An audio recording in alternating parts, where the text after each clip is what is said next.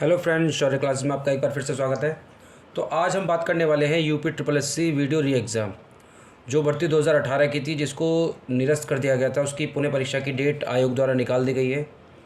आयोग द्वारा जो डेट नहीं दी गई है वो आपकी है नई डेट, जो है आपकी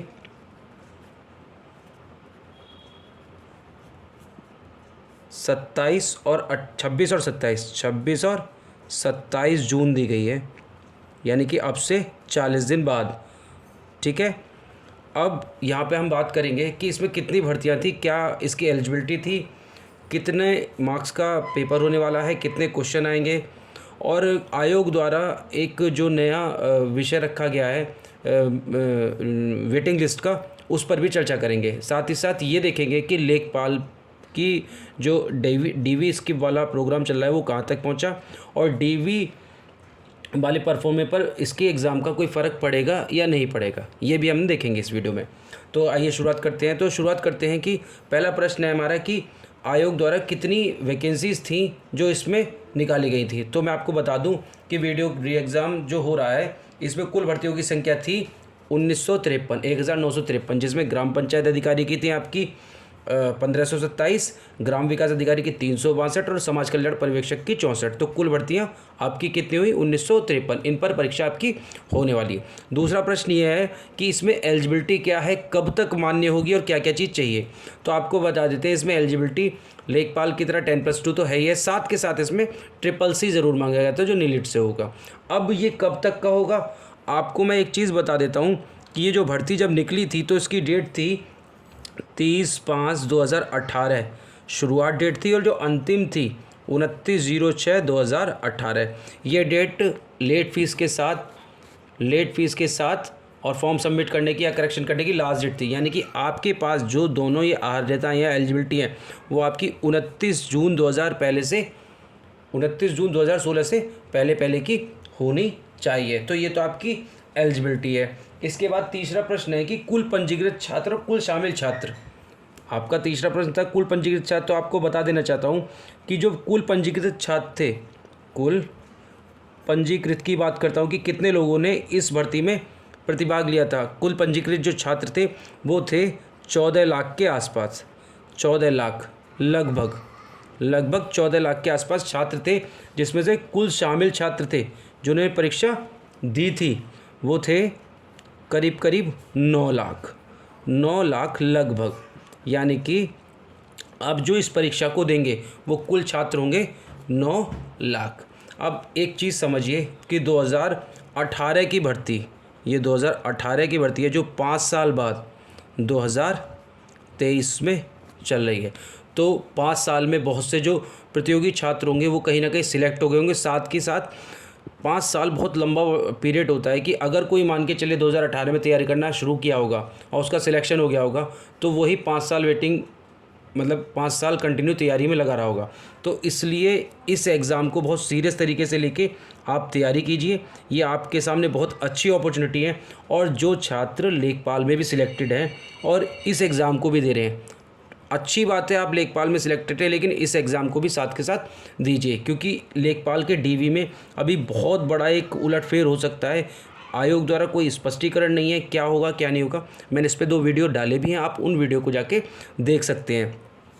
अब यहाँ पे मैंने 3 प्रश्न के उत्तर दे दिए कि कुल कितनी आपकी भर्तियाँ हैं, कुल कितनी सीट्स हैं जिन पर ये परीक्षा होगी। उसके बाद आपकी अर्हता या एलिजिबिलिटी क्या है। उसके बाद जो कुल पंजीकृत छात्र, कुल शामिल छात्र हैं, उनका क्या रेशियो है। ठीक है, इसके बाद आप समझिए कि विषय की बात करता हूँ मैं, कि विषय, इसमें जो विषय हैं वो आपके विषय हैं हिंदी का आपको ज्ञान होना चाहिए, तथा लेखन, जो आप देख सकते हैं सिलेबस में जाके कि क्या है क्या नहीं है। लेखन कितने, कुल प्रश्न और कुल अंक, आप कुल प्रश्न और कुल अंक देखिएगा। तो कुल प्रश्न इसके होंगे 50 और अंक होंगे इसके 100 का। ठीक है, इसी तरीके से आपका आ जाता है रीजनिंग का पोर्शन। रीजनिंग में क्या है? सामान्य बुद्धि परीक्षण।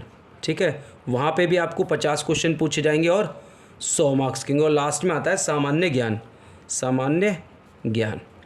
अब आपको देख के तो लगता होगा कि अरे ये तो 3 ही पोर्शन है, बहुत आसान है। नहीं, आप लास्ट वीडियो का पेपर उठा के देखिए, आपको समझ में आएगा कि इन्होंने कोई भी चीज़ डायरेक्ट नहीं पूछी।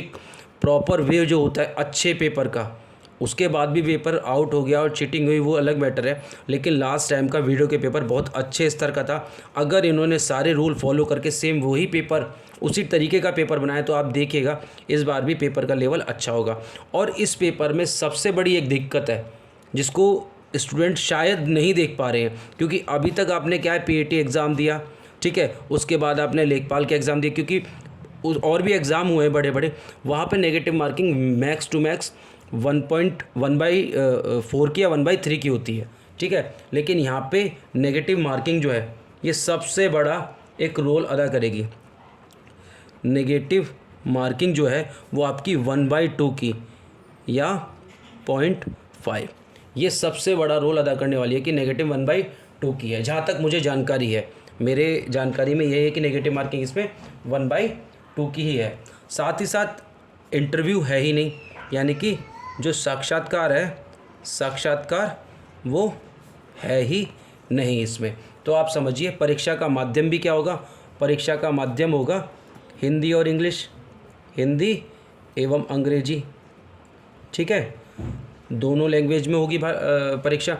तो आपके सामने ये 150 प्रश्न है, टारगेट पे 150 में से कितने पर सिलेक्शन होगा, कितने पर नहीं होगा, इसकी मैं बात ही नहीं करूँगा।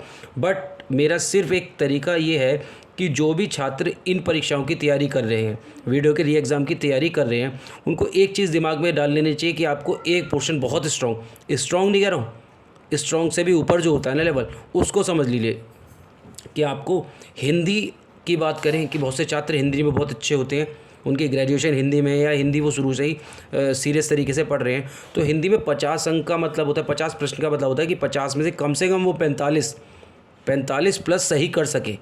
ये स्ट्रॉन्ग वाली बात कह रहा हूँ कि स्ट्रॉन्ग से और ज़्यादा लेवल का होना चाहिए किसी भी एक विषय में।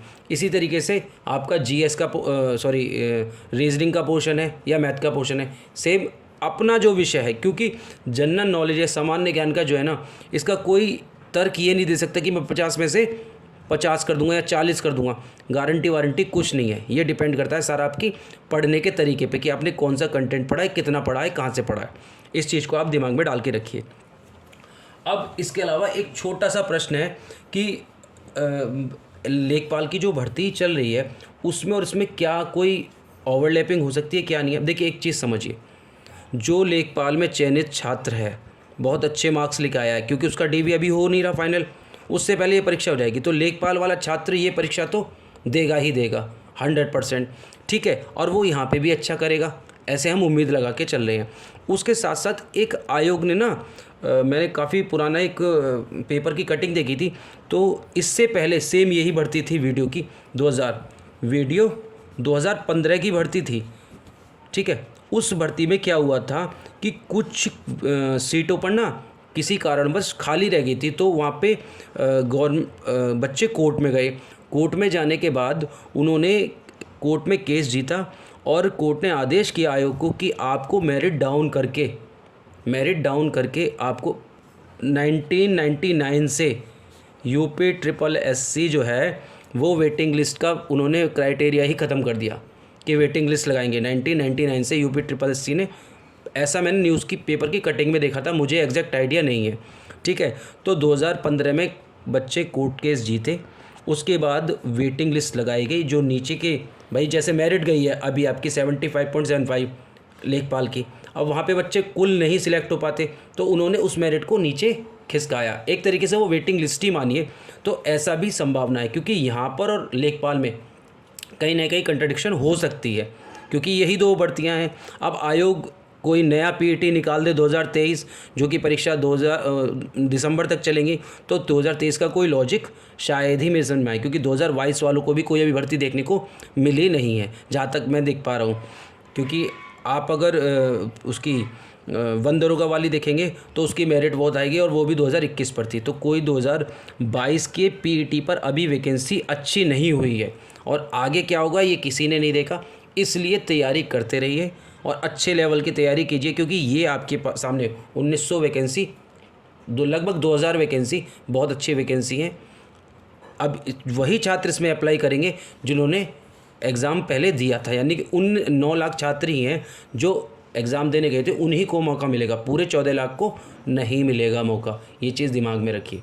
तो ये जो छात्र हैं जिनका पेपर है वो अच्छे लेवल की तैयारी कीजिए। सब कुछ सही रहा तो हो सकता है आपका यहाँ भी सिलेक्शन हो, वहाँ भी सिलेक्शन हो, और आज इस बार आप 2023 में नौकरी पा जाएं।